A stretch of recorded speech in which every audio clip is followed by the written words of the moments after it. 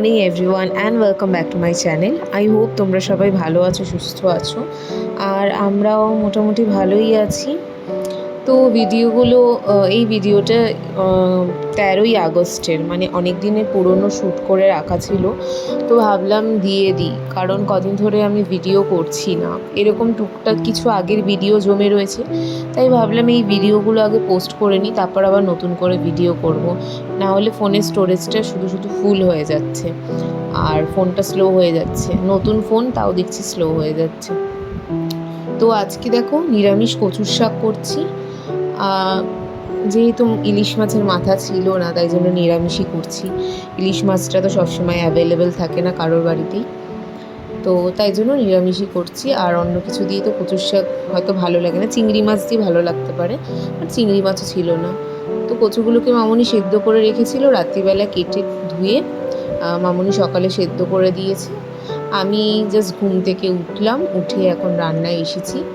কচুর শাকটা প্রথমে মানে কড়াইতে তেল দিয়ে একটু সাদা গোটা জিরে আর তেজপাতা ফোড়ন দিয়ে, তার মধ্যে ছোলাগুলো ভেজানো ছিল, ছোলাগুলো দিয়ে দিলাম আর কি। দিয়ে তারপর কিছুক্ষণ ছোলাটা নাড়াচাড়া করে নেওয়ার পর নারকেল কুড়িয়ে নিয়েছিলাম। এই নিরামিষ কচুর শাক করলে নারকেলটা দেওয়ার চেষ্টা করবে, নারকেল দিলে কিন্তু স্বাদটা খুব ভালো হয়। ব্যাস, তারপর একটু জিরে ধনে গুঁড়ো দিয়ে কাঁচা লঙ্কা দিয়ে কষিয়ে নিলাম, বলতে কি জলটা আর কি যতক্ষণ না মরছে ততক্ষণ এটাকে নাড়িয়েই যেতে হবে। বেশ অনেকটা সময় লাগে এই কচুর শাক রান্না করতে। তো আমি কচুর শাকটা কিনে এনেছিলাম, বাজারে গেছিলাম যখন, কারণ কচুর শাক খেতে আমার মানে কদিন ধরে ইচ্ছে করছিল, তাই জন্য। আর এই সমস্ত মাছগুলো নিয়ে এসেছি, এগুলো মনে হচ্ছে বাটা মাছ, আর তার সাথে ছিল পার্শে না, ওটাকে পাবদা মাছ, আর কয়েকটা কাটাপোনা মাছ। আর এখানে একটু নিরামিষ করে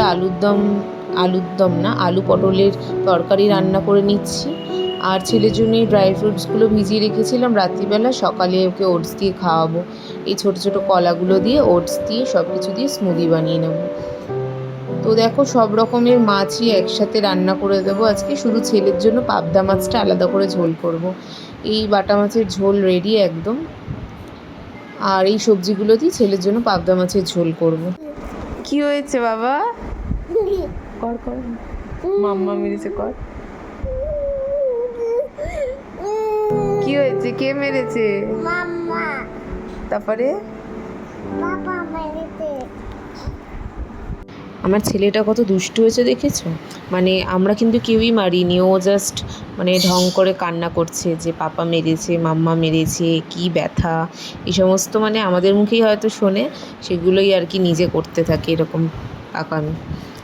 তো রান্নাবান্না আজকে কি করলাম সব দেখালাম। ভিডিওটা আজকে আমি খুব একটা বড় করিনি, এরকমই ছোট একটা ভিডিও করলাম। তো তোমাদের সাথে আবার নেক্সট ব্লগে দেখা হচ্ছে। সি ইউ সুন, টাটা। আর কে ব্যথা দিল?